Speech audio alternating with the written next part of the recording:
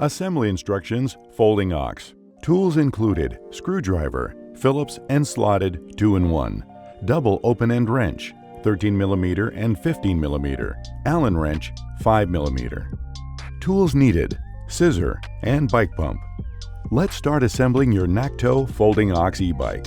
Please read this entire assembly manual before assembly, as it will save you a lot of time. Step 1. Unpack the bike. Pull the frame and all parts, seat, manual, charger, pedals, keys, fuse, nut caps, and toolkit out of the cardboard box. Separate bike from foam padding. Cut off all zip ties with scissors while being extra careful as not to damage the paint or cut any wires or cables. Notice, keep the spare fuse in a safe place. It is not used for assembly and will be used for the replacement if the original fuse were damaged. Ensure all the following pieces are included with the NAKTO Folding OX.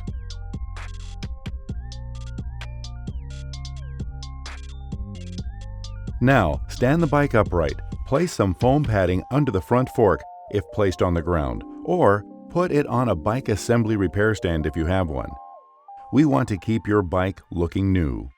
Step 2. Assemble the front wheel. Loosen axle nuts on the front wheel to make room for the front fork. Lift the front of the bike and lower the fork onto the wheel axle. Notice, the brake rotor should go into the brake caliper between the brake pads, and the axle should enter the fork dropouts fully. The front rotor orientation should be to the left of the fork. After inserting the front axle onto the fork, you will need to line up the axle lock washers. These are the metal washers with a bent tab on one side, with the hole at each fork.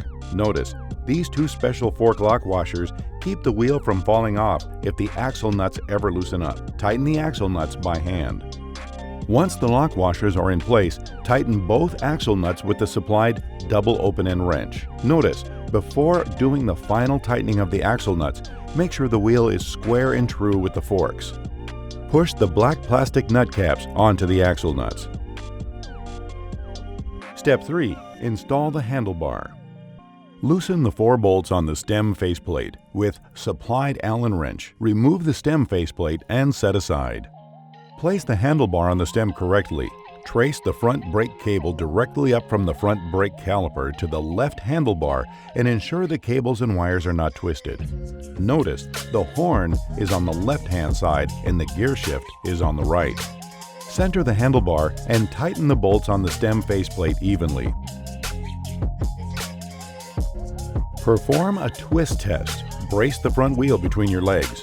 Switch hands so the opposite hands are pushing and pulling with about 20 pounds of force to make sure the handlebar and front wheel are still properly aligned. Repeat the twist test, pulling and pushing with opposite hands. Step 4. Adjust the front brake system.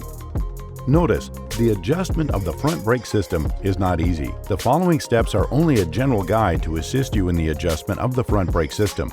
Consult a certified, reputable bike mechanic to assist with it. The end goal is a caliper that is parallel to the rotor, with an even gap, 2mm to 3mm on each side, and an adequate lever feel. Before adjusting the front brake system, make sure the axle nuts in Step 1 have been tightened. Alignment procedure of the front brake.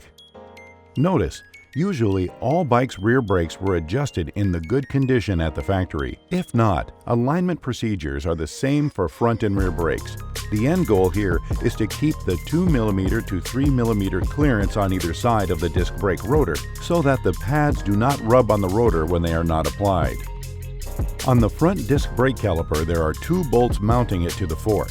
Loosen the mounting bolts until the caliper body is able to freely move side to side. Then squeeze the brake lever. This centers the caliper body over the rotor. While holding the lever, tighten the bolts. Release the brake lever, spin the wheel, and check for pad rub. If there is no rubbing, the pads are aligned. Secure the mounting bolts to full torque and your work is complete. If the pads are still rubbing, we need to do some fine-tuning. Loosen 1 bolt at a time and adjust until there is a gap on either side of the rotor. Once the pads are not rubbing, fully secure each mounting bolt and the process is complete. To achieve proper gap, It is sometimes necessary to move pads by pad adjusters. Calipers are equipped with pad adjusters that move the brake pads in or out from the rotor. Notice, turning the mounting bolt clockwise will move the pad closer to the rotor. Turning it counterclockwise will move it away from it. Adjust the mounting bolt with the supplied Allen wrench. Check and adjust the travel at the brake lever at the handlebars. Typically, the pads should feel like they are contacting the rotor at a minimum of half the lever travel. We will get it by adjusting the brake cable tension. Loosen the bolt on the end of the disc brake caliper arm with a supplied Allen wrench to adjust the brake cable tension. Once you achieve the required tension mentioned above, fully secure the mounting bolt and the process is complete. Step 5. Install the front fender and headlight. Remove the fender and headlight mounting bolt from the fork arch with the supplied screwdriver and set aside. Place the fender in position past the front fender mounting point under the front fork arch from the back of the front tire. Attach the headlight and fender to the fork arch. Pass the bolt through the headlight mount, the fender mounting point, and the fork arch mounting point. Thread the lock nut onto the bolt end and tighten with the supplied screwdriver. Notice, the fender bracket will go in between the arch bracket and the headlight bracket. Attach the fender mounting arms to the front fork. Ensure the fender is centered and tighten both the mounting bolts. Center the headlight and adjust the angle slightly downwards to illuminate the road ahead and not blind oncoming traffic. Use the supplied Phillips head screwdriver to loosen the headlight angle adjustment bolt. Tilt the head slightly to the optimal position and then tighten it in place securely. Step 6. Install the seat. Open the quick release lever by hinging it fully open. Insert the seat post into the seat tube.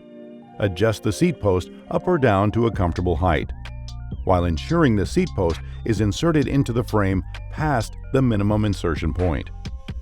Close the quick release lever to secure the seat post and check that it cannot move. If needed, use the thumb nut to add tension to the clamp so there is some resistance when the lever is in line with the clamp bolt.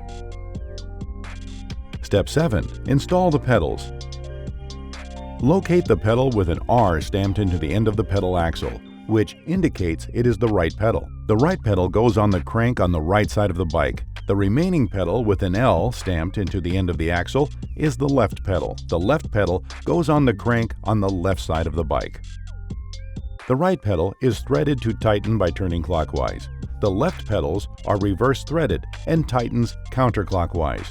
Carefully thread the pedal onto the crank by hand slowly. Further tighten with the supplied double open-end wrench.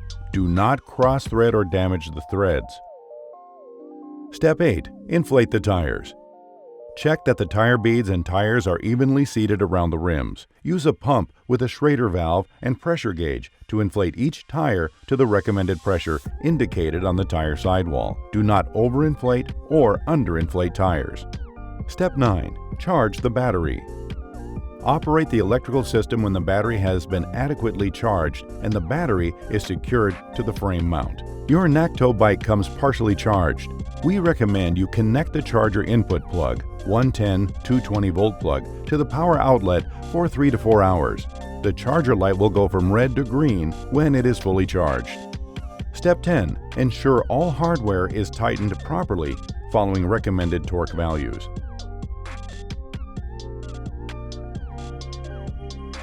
Step 11. Register the warranty card with us. Notice, keep proof of purchase in a safe place. Keep packing in box for at least 2 weeks from the date of purchase, as we do not provide a box for returns if needed. Have fun and be safe.